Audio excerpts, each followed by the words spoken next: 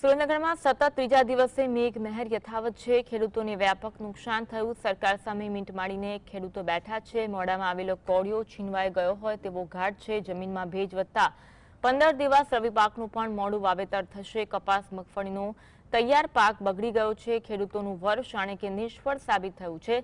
સરકાર પર હવે ખેડૂતો આશા રાખીને બેઠા છે। પાક નુકસાન વળતર જાહેર કરવાની માંગ સરકાર સમક્ષ ખેડૂતો કરી રહ્યા છે। સુરેન્દ્રનગરના ખેડૂતોને રાતા પાણીએ રોવાનો વારો આવ્યો છે। ગુજરાતમાં કારતક મહિનામાં અષાઢી માહોલ સર્જાતા ખેડૂતોએ માથે હાથ દઈ રોવાનો વારો આવ્યો છે। ગુજરાત પર સર્જાયેલી વરસાદી સિસ્ટમના કારણે હવામાન વિભાગે આગામી 4 દિવસ ભારે વરસાદની આગાહી કરી છે। આજ અંગે વધુ વાત કરીશું। સંવાદદાતા ફઝલ અમારી સાથે લાઈવ જોડાયા છે। ફઝલ, સુરેન્દ્રનગરમાં ખેડૂતોને રાતા પાણી રોવાનો વારો આવ્યો છે। કયા કયા પાકમાં નુકસાની છે, શું કહેવું છે ખેડૂતોનું? ખાસ કરીને સુરેન્દ્રનગર જિલ્લામાં સતત ત્રીજા દિવસે પણ મેઘમહેર છે તે યથાવત છે અને આજે માવઠારૂપી વરસાદ છે તે સુરેન્દ્રનગર જિલ્લામાં વરસી રહ્યો છે। કપાસ હોય, મગફળી હોય, એરંડા હોય, તલ હોય, બાજરી હોય, તમામ પાકોને વ્યાપક નુકસાન પહોંચ્યું છે। સુરેન્દ્રનગર જિલ્લામાં હજુ પણ વરસાદી માહોલ છે તેની સિસ્ટમ સક્રિય છે।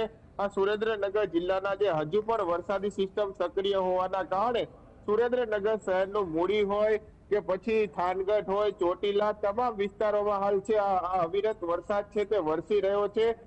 વરસાદી સિસ્ટમ સક્રિય થતાની સાથે ખેડૂતો હાલ છે તે ચિંતામાં મુકાયા છે। કારણ કે સુરેન્દ્રનગર જિલ્લો એ કપાસ ઉત્પાદનનું હબ ગણાતો જિલ્લો છે। ત્યારે હાલના તબક્કામાં છેલ્લા 3 દિવસથી જે 10 તાલુકાઓમાં વરસાદ નોંધાવા પામ્યો છે, જેમાં લીંબડીમાં 1 ઇંચ જેટલો વરસાદ છે તે વહેલી સવારથી અત્યાર સુધીમાં ખાબકી ગયો છે। આ ઉપરાંત ચૂડા હોય, સાયલા હોય કે પછી ચોટીલા હોય, પાટડી દસાડા વિસ્તારમાં પણ સાર્વત્રિક વરસાદ છે તે નોંધાયો છે, જેને લઈને ખેડૂતોના મોઢામાં આવેલો કોળિયો છે તે છીનવાઈ ગયો છે। જે અવિરત વરસાદ અને સતત વરસાદના કારણે જે કપાસ છે તે પીળો પડી જવા પામ્યો છે, મગફળી પલળી જવા પામી છે અને બાજરીના ઊભા પાકને પણ નુકસાનીની ભીતિ છે તે સર્જાઈ રહી છે। 3 દિવસથી સતત માવઠું વરસી રહ્યું છે, છતાં પણ હજુ સુધી સરકાર દ્વારા અને કૃષિ વિભાગ દ્વારા કોઈ પણ પ્રકારનું આર્થિક નુકસાન વળતર પેકેજ જાહેર કરવામાં નથી આવ્યું, જેને લઈને ખેડૂતોમાં હાલ કાંઈ ના કાંઈ પ્રકારે રોષ જોવા મળી રહ્યો છે। સુરેન્દ્રનગર જિલ્લામાં છેલ્લા 3 વર્ષમાં 8 જેટલા માવઠાઓ પડ્યા છે। 2024માં સરકાર દ્વારા 1419 કરોડ રૂપિયાનું આર્થિક નુકસાન વળતર પેકેજ જાહેર કરવામાં આવ્યું, પરંતુ તેમાં પણ 75,000 જેટલા ખેડૂતોને સહાય નથી મળી। 2025ના વર્ષમાં 900 કરોડનું પેકેજ જાહેર કરવામાં આવ્યું, પરંતુ તેમાં સુરેન્દ્રનગર જિલ્લાને હાલના તબક્કામાં બાકાત રાખવામાં આવ્યો છે।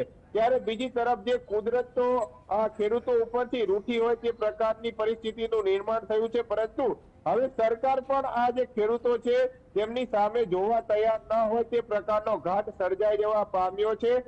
જે ખેતરોમાં પાણી ભરાઈ ગયા છે, ખેતરમાં જવાય એવી કોઈ પણ પ્રકારની પરિસ્થિતિ નથી। હજુ પણ 15 દિવસ જેટલો ખેતરમાં જવા માટેનો સમય વીતી જશે, એટલે રવિ પાકના વાવેતરને પણ નુકસાન થવાનું છે અને વાવેતર મોડું થવાના કારણે રવિ પાકમાં જે ખાસ કરીને ઘઉં હોય છે, જે જીરું હોય છે, તેના વાવેતરમાં મોડું થશે, એટલે આ રવિ પાકને પણ વાતાવરણના કારણે નુકસાન થવાનું છે તે પ્રકારની ભીતિ હાલ સર્જાઈ જવા પામી છે।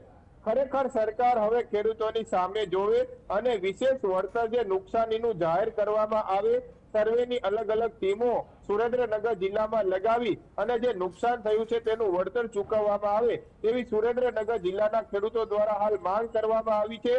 બીજી તરફ આ વરસાદના કારણે જે એપીએમસીઓ હોય છે તેમાં પાટડી જે માર્કેટિંગ યાર્ડ છે તે વરસાદના કારણે અતિ વરસાદના કારણે 2 દિવસ બંધ રાખવાનો નિર્ણય પણ હાલના તબક્કામાં તંત્ર દ્વારા કરવામાં આવ્યો છે। કોઈ પણ પ્રકારની જણસ હોય છે તે પાટડી માર્કેટિંગ યાર્ડમાં ન લાવવા પણ ખેડૂતોને સૂચના આપવામાં આવી છે। હજુ પણ આગામી 3 દિવસ વરસાદનું જોર રહેવાનું છે તેવી શક્યતાઓ સુરેન્દ્રનગર હવામાન વિભાગ દ્વારા વ્યક્ત કરવામાં આવી છે। ત્યારે વઢવાણ માર્કેટિંગ યાર્ડ હોય, લીંબડી માર્કેટિંગ યાર્ડ હોય, ચોટીલા માર્કેટિંગ અને મૂડી માર્કેટિંગ યાર્ડમાં જે જણસ લાવવામાં આવે ખેડૂતો દ્વારા, તો તે વ્યવસ્થિત રીતે ઢાંકીને લાવવામાં આવે, પલળે નહીં તે પ્રકારની તકેદારી રાખવાની પણ સૂચના છે તે તંત્રના અધિકારીઓને આપી દેવામાં આવી છે। અને ખાસ કરીને જે આ તમામ જે હાલના પરિસ્થિતિમાં અધિકારીઓને માવઠાના કારણે જે વરસાદ વરસી રહ્યો છે, આફતરૂપી વરસાદ વરસી રહ્યો છે, તેમાં સ્ટેન્ડ બાય રહેવાની સૂચનાઓ પણ આપી દેવામાં આવી છે કે આ અવિરત વરસાદ વરસી રહ્યો હોવાના કારણે નદી નાળાઓમાં પણ નવા નીરની આવક થઈ છે અને જે નદીઓ એક વખત જે પૂર જેવી પરિસ્થિતિનું નિર્માણ પણ ગુજરાત રાજ્યમાં થઈ રહ્યું છે, ત્યારે સુરેન્દ્રનગર જિલ્લાના ડેમોમાં પણ નવા નીરની આવક છે તે વરસાદના કારણે આ માવઠાના કારણે શરૂ થઈ છે।